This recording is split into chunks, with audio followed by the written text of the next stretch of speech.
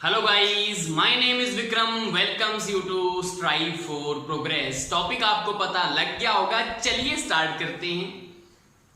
तो यहाँ पे आपको चतुर्भुज दिख रहा है। तो चतुर्भुज क्या होता है? समतल में चार रेखाखंडों से बनी बंद आकृति को चतुर्भुज बोला जाता है। मुझे बताओ, ये समतल है या नहीं है? हमारा बोर्ड समतल है, चार रेखाखंड आपको दिख रहे हैं, यहाँ पे बंद आकृति है, तो इसको क्या बोल देंगे? चतुर्भुज बोल देंगे। क्लियर? इसमें टोटल होते हैं 10 अवयव।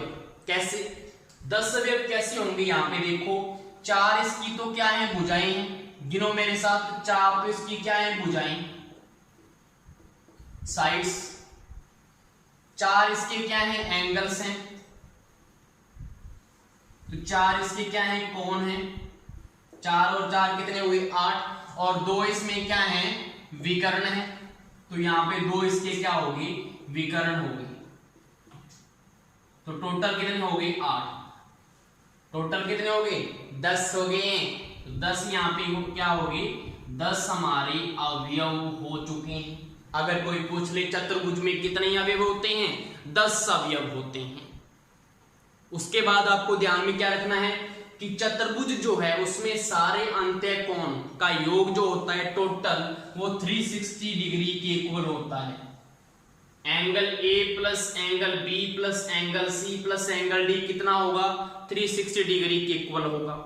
अगर मैं बाह्य कोणों की बात करूं तो वो भी कितना होता है? उनका योग भी कितना होता है? 360 डिग्री।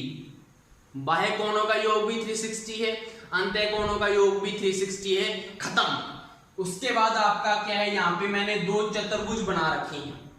आपको इसमें डिफरेंस देखना है कि डिफरेंस इसमें क्या होगा। तो यहाँ पे ये आपको पता लग गया होगा ये कितनी है इसकी। तो यहाँ पे आ जाओ सब।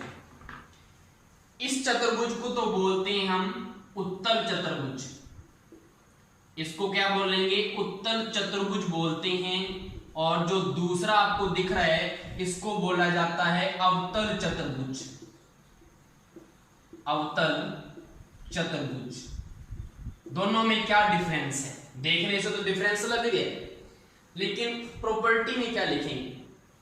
अवतल चतुर्भुज में, उत्तल चतुर्भुज में क्या होता है कि जो सारे के सारे जो अंत्य कोण हैं वो 180 डिग्री से छोटे होते हैं।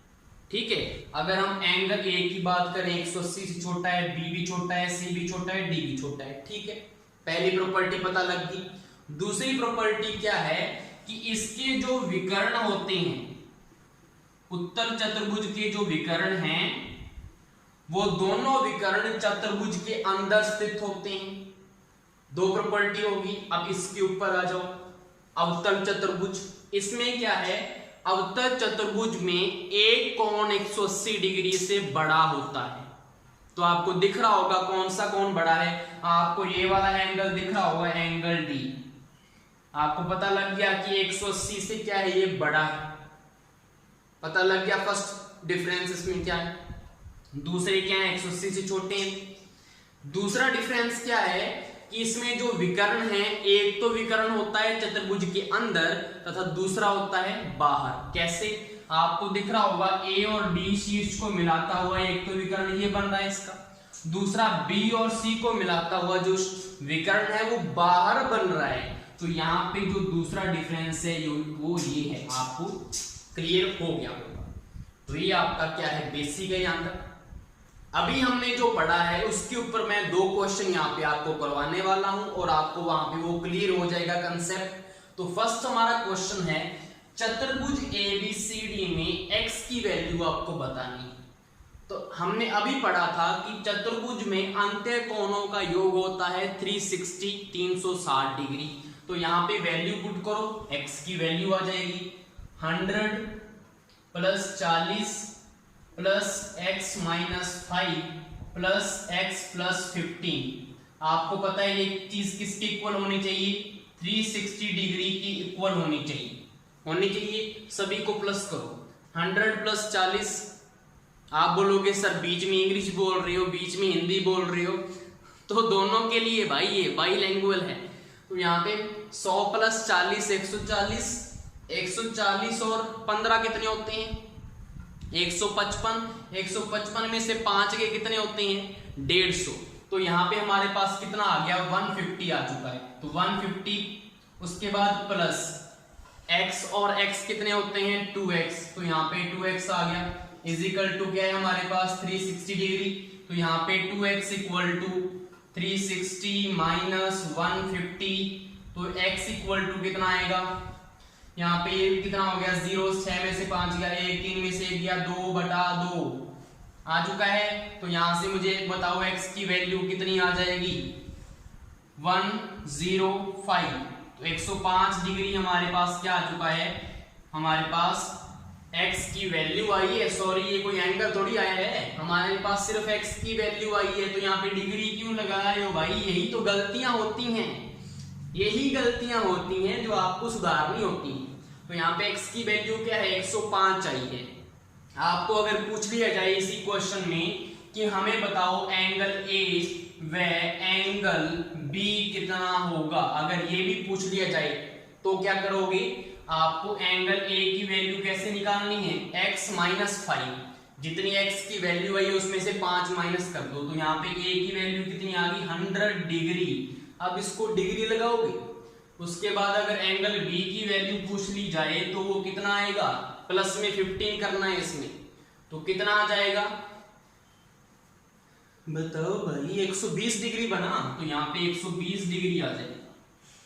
ठीक है, ये आपको पता लग गया होगा। थोड़ा एंजॉय भी करना चाहिए, पढ़ते पढ़ते तो थोड़ा हो जाता है। तो यहाँ पे हो गया हमारा फर्स्ट क्वेश्चन। दूसरा क्वेश्चन क्या है?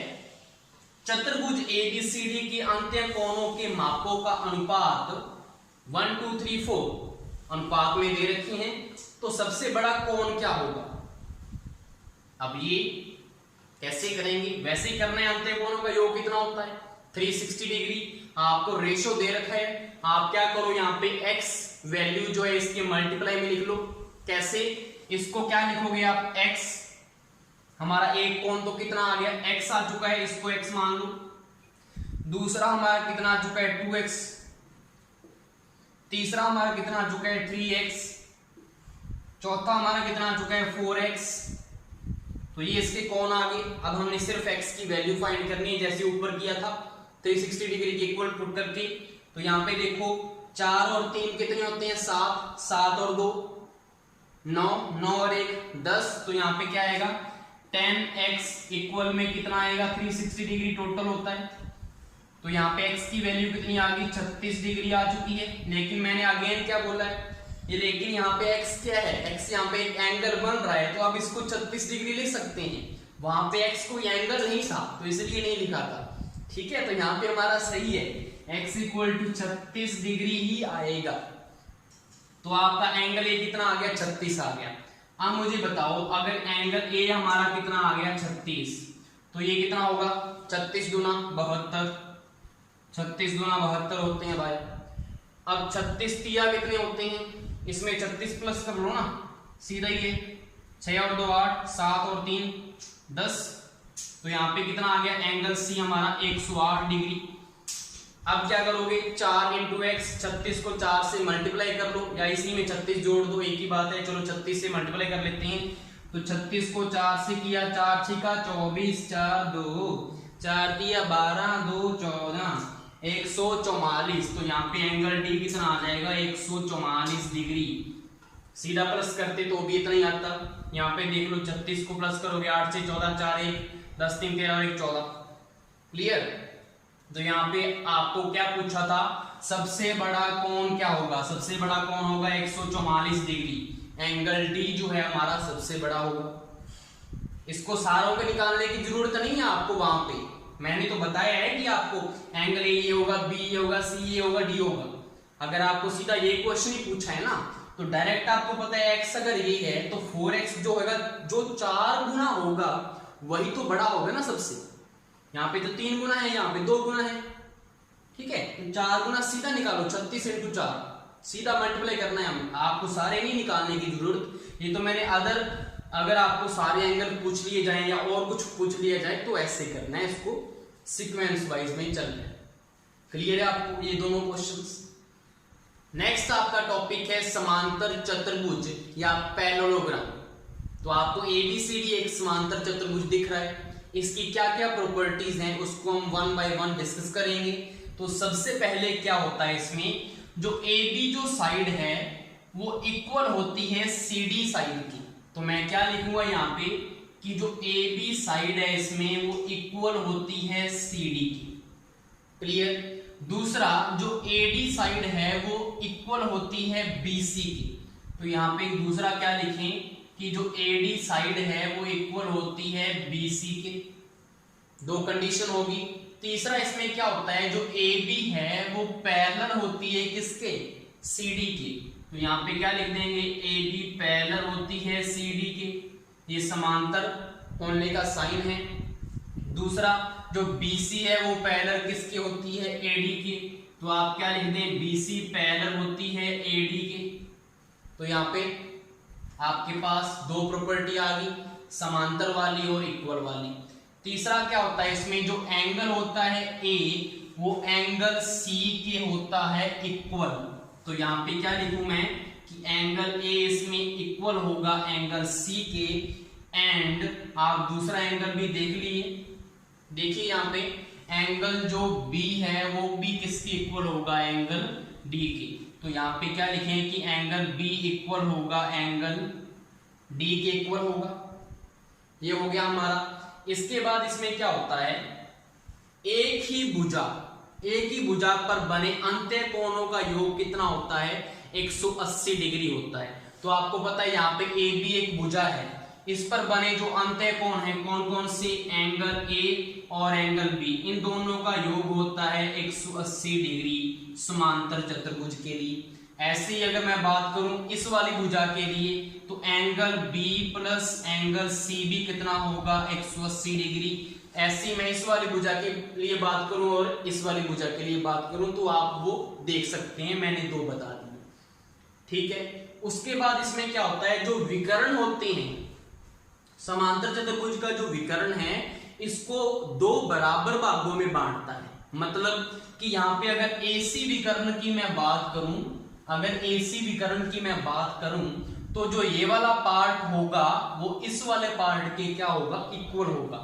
तो मैं क्या लिख सकता हूं कि अगर AC इसमें विकर्ण है तो ट्राइंगल ABC का जो क्षेत्रफल होगा, जो एरिया होगा वो इक्वल आएगा किसके, ट्राइंगल ADC के क्षेत्रफल।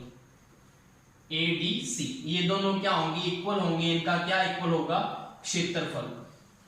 ठीक है। तो हमें पता लग गया विकर्ण दो बराबर भागों में बांटता है। दूसरा और क्या प्रॉपर्टी है इसमें जो विकर्ण होते हैं उनका लंबवत होना आवश्यक नहीं है।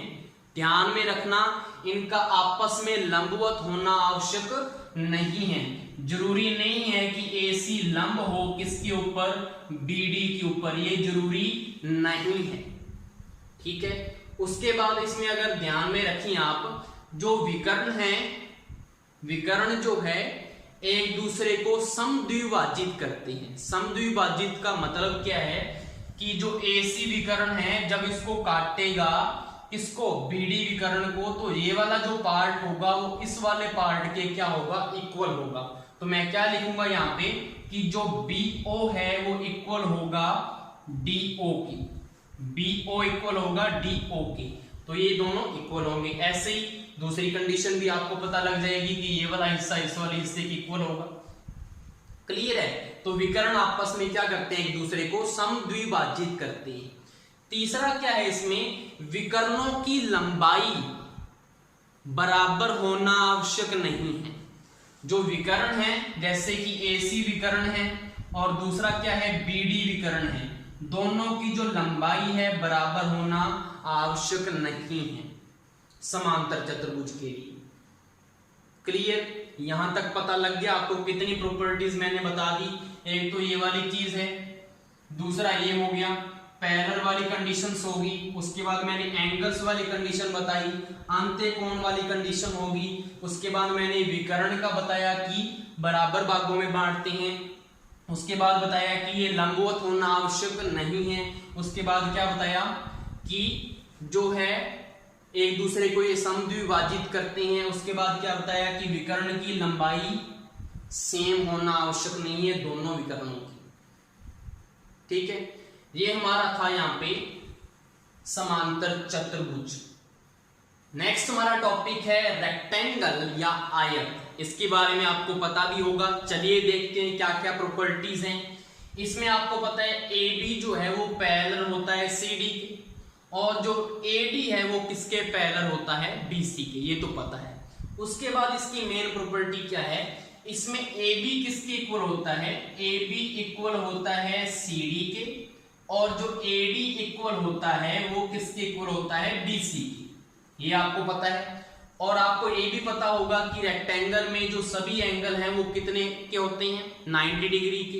तो इसको हम क्या बोलेंगे कि इसमें सभी जो अंत्यकोण हैं प्रत्येक अंत्यकोण 90 डिग्री के इक्वल होता है, ठीक है। नेक्स्ट प्रॉपर्टी क्या है, इसमें जो विकर्ण है विकर्णों की लंबाई समान होती है, दोनों बराबर होते हैं। तो यहाँ पे क्या लिखेंगे कि AC इक्वल होता है BD के, ये मेन प्रॉपर्टी है इसमें। इसके बाद इसमें भी क्या होता है, जो विकर्ण है लंबवत होना आवश्यक नहीं है, विकर्ण एक दूसरे को समद्विभाजित करते हैं, ये भी इसमें ठीक है, क्लियर। अब इसमें एक और चीज ध्यान में आपको रखना है, जो भी समांतर चतुर्भुज है या हम आयत की बात करें, इनके जो विकर्ण हैं वो इस कोण को अंत्य विभाजित नहीं करते। जरूरी नहीं है कि वो इसको अंत्य विभाजित करें, किसको, चाहे वो एंगल A हो, चाहे B हो, चाहे C हो, चाहे D हो। अंत्य विभाजित का मतलब होता है ना, अंत्य समद्विभाजित का मतलब कि जरूरी नहीं है कि ये एंगल जो है 45 हो और ये भी 45 हो, जरूरी नहीं है। ये दोनों में आपको ध्यान में रखना है, ये आपको क्लियर हो गया होगा। नेक्स्ट हमारा टॉपिक है समचतुर्भुज या रोम्बस। रोम्बस में क्या प्रॉपर्टीज हैं, तो सबसे पहले तो इसकी जो चारों साइड्स हैं, चारों भुजाएं इक्वल होती हैं। तो मैं यहाँ पे क्या लिखूंगा कि जो इसमें AB साइड है वो इक्वल होगी BC के, BC किसके इक्वल होगी, CD के, और CD किसके इक्वल होगी, DA की। चारों भुजाएं सेम होंगी। उसके बाद इसमें क्या आपको देखने से पता लग रहा है कि यहाँ पे जो AB है वो पैरेलल है किसके, CD के, और AD जो है वो पैरेलल किसके है, BC के, ये तो पता लग रहा है आपको।